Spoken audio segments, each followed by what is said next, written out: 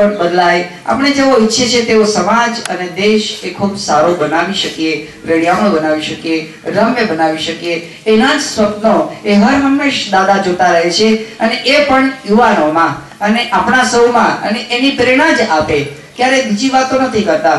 દાદાની વાત તો હું 1977 થી આ સંસ્થામાં અહીંયા કેન્દ્ર નિવાસમાં આવ્યો, પછી ગૃહપતિમાં જોડાયો, ત્યારથી અત્યાર સુધી તો દર વખતે દાદા એમને જે વાત છે એમના મગજમાં કે સમાજમાંથી જે બદીઓ છે એ દૂર કરવા માટેની, એ આવે ને આવે, દોહરાવે, એનું મૂળ કારણ તો આ સમાજને બેઠો કરવો છે એ છે. એટલે વારંવાર એકની એક વાત આપણને એ દોહરાવ્યા કરે છે, જેથી કરીને તાજી થયા કરીને આપણે એમાં આગળ વધ્યા કરીએ. એ વાત તાજી થાય, જેમ ઘસીએ અને પ્રકાશિત થયા કરે, વાસણને માજીએ ઉજળ થાય, એમ એ વાતને એ દાદા આપણને યાદ કરાવીને આ સમાજને એ ઊંચો લાવવા માટે સતત મથામણ કરી રહ્યા છે. આપણે તો બધા એમની પાછળ ક્યાંક ઢસડાઈએ છીએ એમ કહીએ તો ચાલે, પણ દાદા એ સમાજ માટે એમનું જીવન, મેં કહ્યું તેમ ધૂપસળીની જેમ, એ ફૂલની જેમ સરસ રીતે અત્યાર સુધીનું જીવન એ ખૂબ જ સુવાસિત એ રહ્યું છે, કર્યું છે. અને બાકીનું જીવન પણ દાદાને પરમાત્મા એવું નિરામય તંદુરસ્ત આયુષ્ય ખૂબ લાભો આપે કે જેથી કરીને આપણને સૌને અને આપણા સમાજને એ ખૂબ જ એમની શક્તિઓનો સેવાનો લાભ આપે. પરમાત્માને આપ સૌ વતી પ્રાર્થના કરું કે દાદાને ખૂબ લાંબુ તંદુરસ્ત આયુષ્ય આપે. પ્રાર્થના અસ્તુ. આજે જીવનના 80 વર્ષ પૂરા કરે છે ત્યારે એમાંથી આપણે પણ કેટલુંક લઈ શકીએ એ વાત હું આજે કરવા માટે ઊભો થયો છું. શ્રીફળ, નાળિયેર જે આપણે કહીએ ને, નાળિયેર તમે તોડો, મુશ્કેલી પડે તોડવાની, અને ઉપરની કાચ તો ખૂબ કડક હોય, અને જ્યારે શ્રીફળ તોડો ત્યારે મીઠું મધુરું પાણી નીકળે, માણસની તૃષા સંતોષે એવું જીવન હરિભાઈનું મને કાયમ માટે લાગ્યું છે. ક્યારેક કોઈને થોડુંક નબળું બગડેલું પાણી લાગ્યું હશે, પણ એનો ભાવ તો જીવનમાં કાયમ માટે બધા તૃષા સંતોષી છે. એક ટૂંકી વાત મારે કરવી છે કે ક્યારેક કોઈને પાણી ખોટું ખરાબ લાગે, નબળું લાગ્યું છે, અસંતોષ હોઈ શકે, પણ મારા જેવા અસંતોષને ક્યારેક કદાચ બહાર જવાનું થયું તો ચાલો સ્વર્ગમાં જાઓ, નર્કમાં જાઓ, તો સૌથી પહેલાં નર્કમાં ગયા. તો નર્કમાં ગયા તો સરસ પાણી વ્યવસ્થા, રાષ્ટ્રપતિ ભવનમાં હોય એના કરતાં પણ સારી સુવિધાવાળું એક સરસ આખો માહોલ એને જોવા મળ્યો. તો એ આખા માહોલમાં ત્યાં લઈ ગયા તો સોનાના પટ્ટા બાંધી, હાથે લાંબો સોનાનો પટ્ટો બાંધી તો પાછળના ભાગમાં સોનાના પટ્ટા આપ્યા એટલે ખુશ થઈ ગયા. જોયું ફેશ તો હાથમાં મોટા મોટા ચમચા બાંધ્યા છે એટલે ખાઈ શકતા નથી, મજા નથી આવતી. પછી ચાલો હવે આમાં આના કરતા સ્વર્ગમાં જઈએ. સ્વર્ગમાં ગયા ત્યાં પણ એને જોયું તો પોતાના હાથમાં પણ બધું લગાવેલું હતું, બાંધેલું હતું. તેના માણસોના હાથમાં પણ મોટા લાંબા ચમચા બાંધ્યા હતા, સરસોના પટ્ટા બાંધેલા, સરસોના સોફા, ખુરશી, ટેબલ બેસી શકાય, પણ બેસી શકે બેસી ન શકે. એને જોયું તો સ્વર્ગમાં ગયા તો ત્યાંના લોકો શું કરતા હતા, ચમચા તો સરસોનું ખાવાનું પણ ખાઈ શકતા નતા, પણ ચમચો ભરી બીજાને ખવડાવતા હતા, એકબીજાને ઉપયોગી થતા હતા. આ ભાવ એને જોયો. મિત્રો, ક્યાંક આવું ક્યાંક આપણી વચ્ચે થઈ જાય, થતું હોય, ક્યારેક મને પણ દુઃખ લાગતું હોય છે કે ક્યાંક નાનો કટરાટ થાય છે. 9 વર્ષ છે, શુભેચ્છા તો ન આપી શકું, નાનો છું, પણ નવા વર્ષે સૌને માટે પ્રાર્થના કરી શકું કે આપણે પણ હરિભાઈ જે કામ કર્યું છે, બનાસકાંઠાના જિલ્લાને ખૂણા જે વાવતરા સુધી પાણી પહોંચાડી શક્યા હોય, તો આપણી સંસ્થા છે, આપણો પરિવાર છે, ત્યાં પણ ખોટું ખરાબ થતું હોય, ક્યાંક આપણે લાગતું હોય તો આપણે સૌ એ કામમાં સહકાર આપીએ. ક્યાંક હશે તો હરિભાઈ સાથે ઝઘડી પડીએ અને સારી વાત સ્વીકારી અને એને આપણે પગભર થઈએ, આગળ વધીએ એ શુભકામના ભગવાન પ્રાર્થના કરો. હરિભાઈ ખૂબ દીર્ઘાયુ અને સારું આરોગ્ય ભોગવે એ જ પૂર્ણ પ્રાર્થના.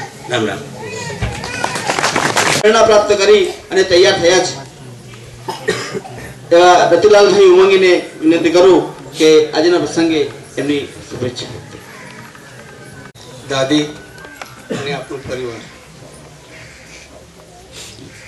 પૂજ્ય દાદાનો 80મા વર્ષનો પ્રારંભ થાય છે કે પ્રારંભમાં હું પ્રભુને પ્રાર્થના કરું છું કે તે હંમેશા તંદુરસ્તીથી વધારે તંદુરસ્ત રહે અને સમાજની જે બાકી રહેલી સેવાઓ પૂર્ણ કરવા માટે સક્ષમ બનતા જાય અને બને છે. હું ઈશ્વરની એટલી જ પ્રાર્થના કરીશ કે એમનો હાજરું અધૂરું નહીં રહે, કે અહીંયા બેઠેલા બધા એ વસ્તુને ઉજાડશે એવી પણ શ્રદ્ધા રાખું છું. 1951ની સાલ યાદ આવે છે ત્યારે એક રેંટિયો, એક ટાઈમપીસ ઘડિયાળ, એક સલેટ, એક નાનકડી પેન, એક આસનિયું, માથે સેવાદળનો સફેદ ટોપી, સેવાદળનો પઠાણી સેન્ડલ અને ડ્રેસ પહેરીને સિવિલ હોસ્પિટલના કમ્પાઉન્ડમાં જ્યારે દિવાલ નહોતી ત્યારે એક રેંટિયો લઈને 1 કલાક મૌન પાડીને, જે અત્યારે પણ ચાલુ છે, એ મૌન પાડીને દાદા બેસે, છોકરાઓ ચારે બાજુ ભેગા થાય. એમાંનો હું 76મું ચાલે છે. દાદાથી 4 વર્ષે નાનો છું. હું એમનું ફાલ છું. એમણે સંસ્કાર મને શીખ્યા છે. અને એ રેંટિયો જ્યારે કાઢતા છોકરાઓ કૌતુક જોગા, રેંટિયો સાહેબ કેમ કોંતે છે, કેમ બોલતા નથી?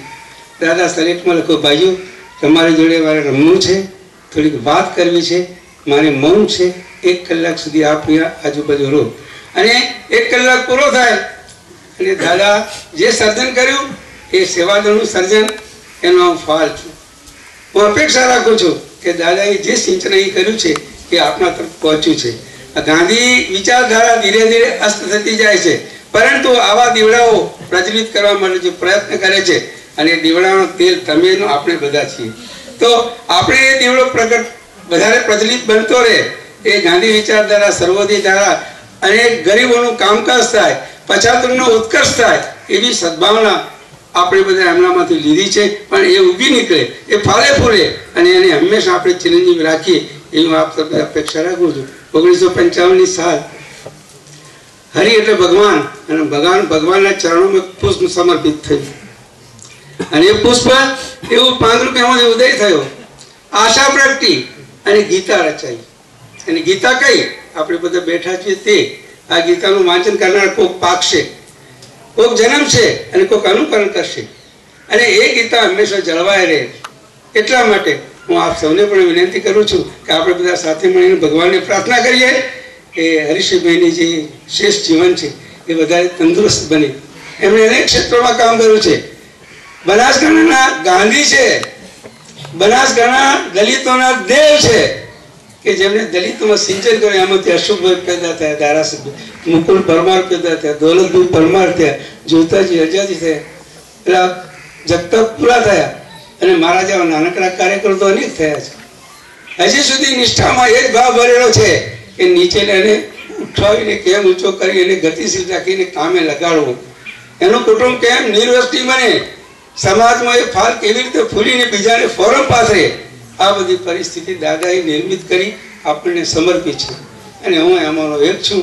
અમારે પ્રવીણામાન યાદ આવે, શંકરભાઈ યાદ આવે, નરેન્દ્રભાઈ, અમારે માલતીબેન, આ બધા જૂના ફાલ ધીરે ધીરે અસ્ત થશે. પરંતુ રવિન્દ્રનાથ ટાગોરે એક પંક્તિમાં કહ્યું હતું કે સૂર્ય જ્યારે આથમી રહ્યો હતો ને, અને એ વખતે સૂર્યને થોડુંક એમ થયું કે મારા પછી પૃથ્વી પર અંધારું છવાઈ જશે, છે કોઈ ઉજાડનાર?